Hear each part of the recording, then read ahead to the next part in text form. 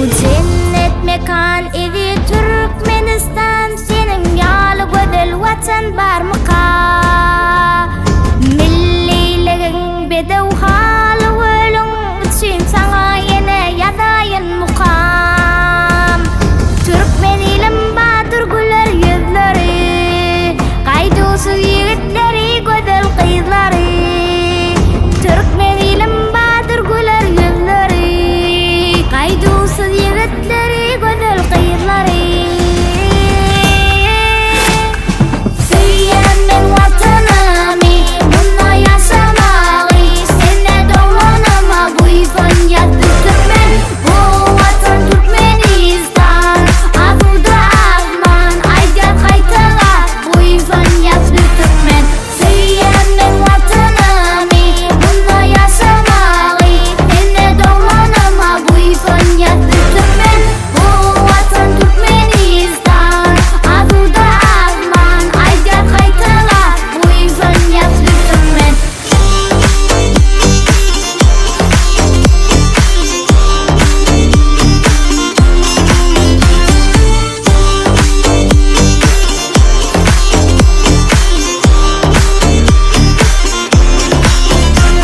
Karıştır vatan, bir taraf vatan, baktı biz senin kucağında.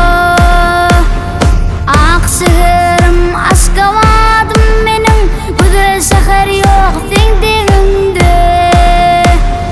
Dünya belli Türkmenim son vatan, yaşıl baydağım hem bedev vatan.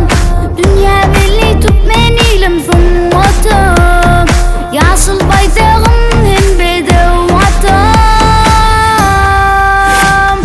Söylemen vatanımı, bununla yaşamalı. Sene doğanıma bu ifan yattı Türkmen. Bu vatan Türkmenistan, avuda. Ben Balkanava şaharın 6. sınıf mektebining informatika ve matematika muallimi Bali Avdoğlu. Bizine şu mektebimizde hem açık kapılar günü geçiriyat. Açık kapılar gününe olsa uli innovasyon teknolojilerle bağlanışıklı. Sol bağlanışıklı esasında da türlü çağrıları geçirtiyorlar muallimlerimiz.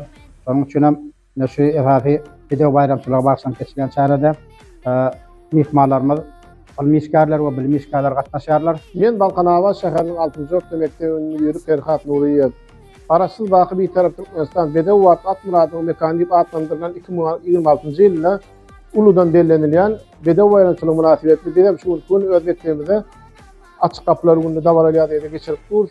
Bu bizim bayramçylyk şäherinde köp sany mihmanlar gatnaşyp durlar.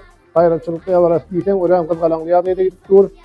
Ähli ýyldaşlaryň bolsa şol 2026-njy ýylda bellenilýän Bedew bayramçylygyny tüýşürekden gutlaýan toýlarymyz toýulasyn. Şu pinçler döwletler ýa-ni Ahryman arka dağımıza, arka dağlyk Ahryman terdarymyza köp sag bolsunlar aýdýar.